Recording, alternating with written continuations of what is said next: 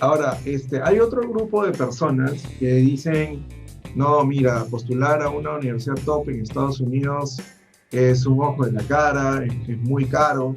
De repente inclusive lo puedo pagar, pero ¿sabes qué? No, mejor me voy a Europa o de repente optan por Canadá. Eh, ¿Tú cómo ves el tema del tuition? ¿Cómo ves el tema de las becas? Y en general de todo el financiamiento, ¿no? Incluyendo, por ejemplo, el internship. Hay un tema bastante importante en lo que mencionas, que es la cantidad de becas que hay. Eh, no solamente en Estados Unidos, sino a nivel mundial se está entendiendo la importancia de la diversidad en el ambiente laboral y en el ambiente académico. Y solamente por eso hay un poco más de opciones para extranjeros. Entonces, sería tonto, creo yo, no aprovechar la beca, si es que eso es lo que estás buscando, ¿no? Pero si en todo caso no pudieras lograr la beca, hay muchas formas de financiamiento, ¿no? Aquí en Estados Unidos las tasas son mucho más bajas que en Perú. Siempre puedes refinanciar la deuda, siempre puedes hacer que otro banco compre tu deuda, si es que el financiamiento realmente es un problema.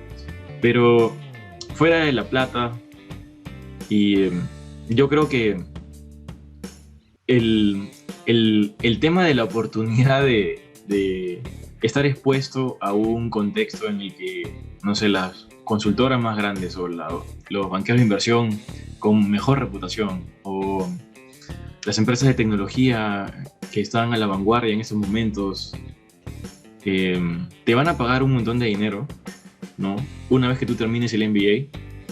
Yo creo que eso igual no debería ser mayor preocupación, ¿no? Hay gente que no puede vivir con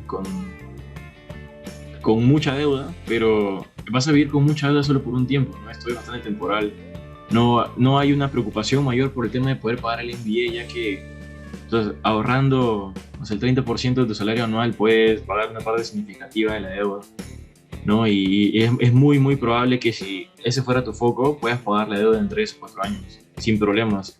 Y eso dependería también del tipo de bono que vas a tener cuando salgas, que eso nadie lo calcula, no está ahí dentro del cálculo de nadie, pero que es un montón de dinero igual. ¿Tú dirías en conclusión de que el tema del financiamiento para estudiar el MBA, o sea, nadie debería de cortarse las alas por alguna idea de, no, esta universidad es muy cara, nunca voy a poder pagar, eso no debería ser un problema? Correcto, yo creo que si tú piensas que el financiamiento es el problema, ese no es el problema, ¿no? Te estás engañando a ti mismo, porque formas de llegar al MBA hay millones. Si a eso le sumamos las clases de GMAT, las clases de TOEFL, la asesoría para escribir los ensayos, etcétera, esa parte que es básicamente la que hacemos en Master's College, desde el punto de vista financiero, ¿qué tanto en porcentaje o cómo lo pones dentro del contexto de todo el plan maestro? ¿Te parece que es un gasto muy caro? ¿Te parece que está bien? ¿Te parece que vale la pena?